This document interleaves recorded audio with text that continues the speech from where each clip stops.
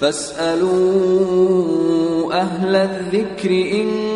كنتم لا تعلمون۔ السلام علیکم ورحمۃ اللہ وبرکاتہ۔ میں ہوں آپ کا میزبان حافظ محمد دانش۔ محترم سامعین و ناظرین، آپ کے سوالات کے جوابات کے لیے ہمارے ساتھ موجود ہیں مفتی احمد بن محمد ارشد خان صاحب۔ جی مفتی صاحب، مجاہد الاسلام ڈومن پورہ سے معلوم کرتے ہیں، کیا فرض نماز میں مکمل سورت پڑھنا اور پڑھانا سنت ہے؟ بسم اللہ الرحمن الرحیم، الحمد للہ وحدہ والصلاة والسلام علی من لا نبی بعدہ، اما بعد۔ نماز میں پوری سورت پڑھنا یا امام کے لیے نماز میں پوری سورت کی تلاوت کرنا یہ کوئی واجب نہیں ہے۔ مطلق اتنی مقدار تلاوت کرنا واجب ہے جس کی تفصیل یہ ہے کہ یا تو ایک بڑی آیت ہو یا 3 چھوٹی آیتیں ہوں، اور 3 چھوٹی آیتوں کی مثال یہ ہے، سورہ مدثر میں ہے ثم نظر ثم عبس وبصر ثم ادبر واستکبر۔ اگر اتنی لمبی بھی قرآن مجید میں سے کہیں سے کوئی آدمی قرات کر لیتا ہے تو واجب ادا ہو جائے گا اور نماز درست ہو جائے گی، لیکن اگر اتنی بھی وہ تلاوت نہیں کرتا سورت ملانے کے طور پر تو پھر واجب چھوٹ جانے کی وجہ سے سجدہ سہو واجب ہو جائے گا۔ البتہ حضور اکرم صلی اللہ علیہ وسلم کی عادت شریفہ یہ تھی کہ فجر اور ظہر میں طوال مفصل میں سے قرات فرمایا کرتے تھے، یعنی سورہ حجرات سے سورہ بروج تک کی صورتوں میں سے، اور عصر اور عشاء میں سورہ بروج سے سورہ بینہ تک کی صورتوں میں سے تلاوت فرمایا کرتے تھے، اور مغرب میں اس کے بعد اخیر قرآن تک یعنی سورہ ناس تک کی صورتوں میں سے تلاوت فرمایا کرتے تھے۔ بلال بھائی بٹلاؤ سے معلوم کرتے ہیں، جو ڈرائیور سواری لے کر ہوٹل پر جاتا ہے تو ہوٹل والے ڈرائیور کو مفت کھانا کھلاتے ہیں، تو کیا یہ جائز ہے یا نہیں؟ مذکورہ سوال کا مطلب یہ ہے کہ عام طور سے جو روڈ پر اور ہائی وے پر جو ہوٹل ہوتے ہیں،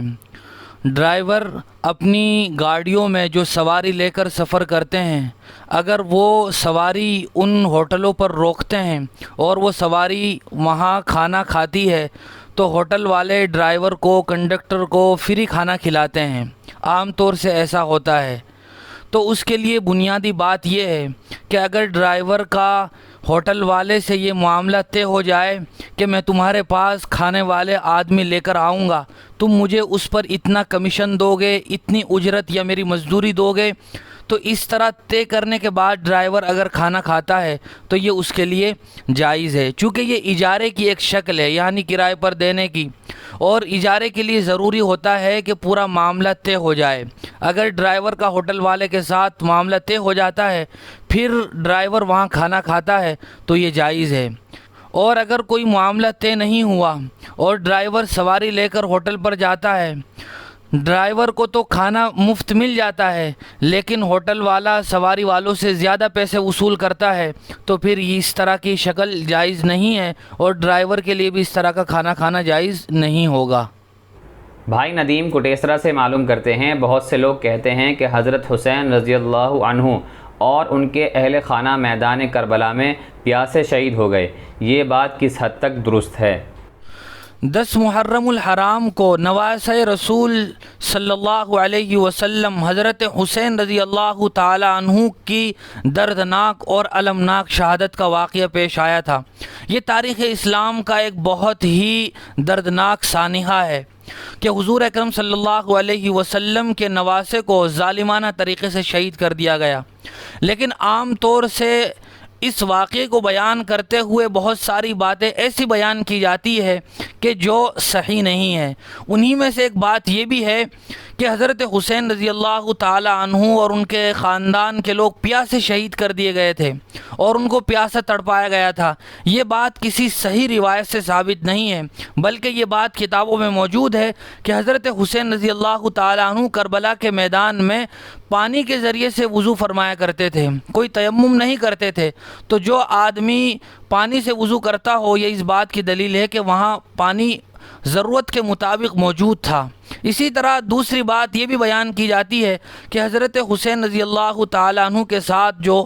اہل بیت کی خاتون تھی، ان کی شان میں گستاخیاں کی گئی اور ان کی بے عزتی کی گئی، یہ بات بھی درست نہیں ہے۔ لہٰذا ایسی کسی بات کی نسبت کرنا جو صحیح نہ ہو، یہ غلط ہے۔ ثاقب نواز قاسم صاحب معلوم کرتے ہیں کہ آپ صلی اللہ علیہ وسلم کی اس انگوٹھی کی کیا تاریخ ہے جو گم ہو گئی تھی؟ حضور اکرم صلی اللہ علیہ وسلم نے جب دنیا کے بادشاہوں کے پاس دعوتی خطوط روانہ فرمانا شروع کیے تو صحابہ اکرام نے آپ کو یہ مشورہ دیا کہ یہ دنیا کے بادشاہ بغیر مہر کے خط کو قبول نہیں کرتے ہیں اور اس کو اہمیت نہیں دیتے ہیں، تو آپ صلی اللہ علیہ وسلم نے صحابہ اکرام کے مشورے سے ایک انگوٹھی بنوائی جس میں یہ نقش تھا اللہ رسول محمد، اور اسی کی مہر لگائی جاتی تھی اور خط روانہ کیا جاتا تھا۔ حضور اکرم صلی اللہ علیہ وسلم کے انتقال پرملال کے بعد یہ انگوٹھی خلیفہ راشد حضرت ابوبکر صدیق رضی اللہ تعالیٰ عنہ کے پاس رہی، اس کے بعد حضرت عمر فاروق رضی اللہ تعالیٰ عنہ کے پاس رہی، اس کے بعد حضرت عثمان غنی رضی اللہ تعالیٰ عنہ کے پاس آئی۔ ایک دن حضرت عثمان غنی رضی اللہ تعالیٰ عنہ اور حضرت معیقب رضی اللہ تعالیٰ عنہ بیر عریس نامی کنویں پر بیٹھے ہوئے باتیں کر رہے تھے، اور ایک دوسرے کو اس کی منڈیر پر بیٹھے ہوئے وہ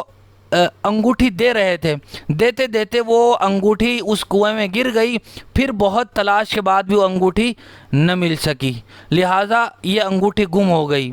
اس کے ضمن میں علماء نے ایک بہت نکتے کی بات لکھی ہے کہ جب تک یہ انگوٹھی موجود تھی فتنوں سے صحابہ اکرام کے زمانے خالی تھے، لیکن جب یہ انگوٹھی گم ہو گئی تو صحابہ اکرام کے زمانے میں فتنے شروع ہو گئے، جس کے نتیجے میں حضرت عثمان غنی رضی اللہ تعالیٰ عنہ کی شہادت بھی ہوئی۔ اس کے بعد بھی اس طرح کے معاملات پیش آتے رہے۔ ایک صاحب کا سوال ہے، ایک مقتدی اپنے امام کی برائی کرتا رہتا ہے، کیا اس کی نماز ان امام صاحب کے پیچھے ہو جائے گی یا نہیں؟ ایک مسلمان کے لیے کسی دوسرے آدمی اور دوسرے مسلمان کی غیبت کرنا یا اس کی بلا وجہ برائی کرنا یہ جائز نہیں ہے۔ اگر کوئی آدمی پیٹھ پیچھے برائی کرتا ہے تو یہ غیبت میں شامل ہے، اور غیبت کا گناہ یہ سخت ترین احادیث میں اور قرآن میں موجود ہے۔ اور اگر وہ غیبت نہیں ہے بلکہ بلا وجہ کا کوئی بہتان ہے جو عیب اور برائی اس فلاں آدمی کے اندر موجود بھی نہیں ہے، تو پھر یہ بہتان ہے جس کا گناہ غیبت سے بھی بڑا ہوا ہے۔ اسی طرح امام صاحب سے بھی بلا وجہ دل میں بغض رکھنا یا کدورت رکھنا یہ اچھی بات نہیں ہے۔ اگر آپ کو ان سے کوئی شکایت ہے تو ان کے ساتھ بیٹھ کر مسئلے کو حل کرنا چاہیے، نہ یہ کہ ان کی برائی دوسروں کے سامنے کرتے رہیں۔ اور اگر آدمی برائی بھی کرتا ہے اور انہی امام صاحب کے پیچھے نماز بھی پڑھتا ہے تو نماز اس کی بہرحال درست ہو جائے گی۔ ابراہیم باغبان کمنٹ باکس میں معلوم کرتے ہیں، یوم عاشورہ کے روزے کی کیا فضیلت ہے اور صرف ایک روزہ رکھنا کیسا ہے؟ حضور اکرم صلی اللہ علیہ وسلم نے ارشاد فرمایا، افضل الصیام بعد رمضان شہر اللہ المحرم، کہ رمضان المبارک کے مہینے کے روزوں کے بعد کسی مہینے میں روزہ رکھنا اگر سب سے زیادہ افضل ہے تو وہ محرم الحرام کا مہینہ ہے۔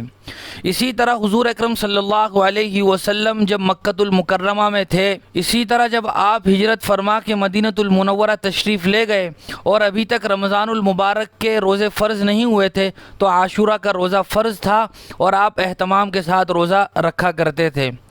پھر جب رمضان المبارک کے روزے فرض ہو گئے تو حضور اکرم صلی اللہ علیہ وسلم نے صحابہ اکرام سے فرمایا کہ جس کا جی چاہے وہ روزہ رکھے، جس کا جی چاہے نہ رکھے۔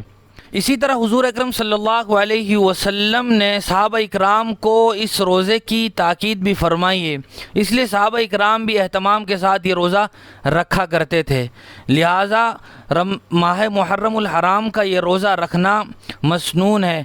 اور ساتھ ساتھ میں حضور اکرم صلی اللہ علیہ وسلم نے یہ بات بھی ارشاد فرمائی، صوموا یوم عاشوراء وخالفوا فیہ الیہود، صوموا قبلہ یوما او بعدہ یوما، کہ تم عاشورہ کا روزہ رکھو لیکن اس میں یہودیوں کی مخالفت کرو، چاہے تو عاشورہ سے پہلے ایک روزہ رکھو یا عاشورہ کے بعد ایک روزہ رکھو، یعنی 9 تاریخ کا یا 11 تاریخ کا بھی روزہ رکھو۔ لہٰذا صرف عاشورہ کا روزہ رکھنا فقہا کے قول کے مطابق یہ مکروہ تنزیہی ہے، لہٰذا اس کے ساتھ 11واں یا 9واں روزہ ملا لینا یہ بھی مستحب ہے۔ مفتی صاحب، سوشل میڈیا پر ایک میسیج گردش کر رہا ہے، وہ یہ ہے کہ محرم کی 9-10 تاریخ کا روزہ رکھنے پر 2 سال کی عبادت کا ثواب ملتا ہے، اور جو کوئی کسی دوسرے کو بتاتا ہے اسے 80 سال کی عبادت کا ثواب ملتا ہے، تو یہ میسیج کہاں تک صحیح ہے؟ مذکورہ میسیج میں جو باتیں بھی لکھی ہوئی ہیں وہ صرف اور صرف من گھڑت ہیں، اور حضور اکرم صلی اللہ علیہ وسلم کی طرف اس میسیج کی نسبت کرنا یہ بہت ہی گھناؤنا عمل ہے۔ بہت شکریہ مفتی صاحب آپ کا۔ اسی طرح کی مزید مسائل کی جانکاری کے لیے آپ اپنا سوال ہمارے کامنٹ باکس یا ڈسکرپشن میں دیے گئے نمبر پر آپ ہمیں واٹس ایپ بھی کر سکتے ہیں۔ ہمارے دار ارقم یوٹیوب چینل کو سبسکرائب کریں، ویڈیو کی نوٹیفیکیشن کے لیے بیل آئیکن کو دبائیں، ویڈیو کو لائک کریں، صدقہ جاریہ کی نیت سے ویڈیو کو شیئر بھی کریں، اور اسی طرح اپنے سوالات ہم تک پہنچاتے رہیں۔ جزاک اللہ۔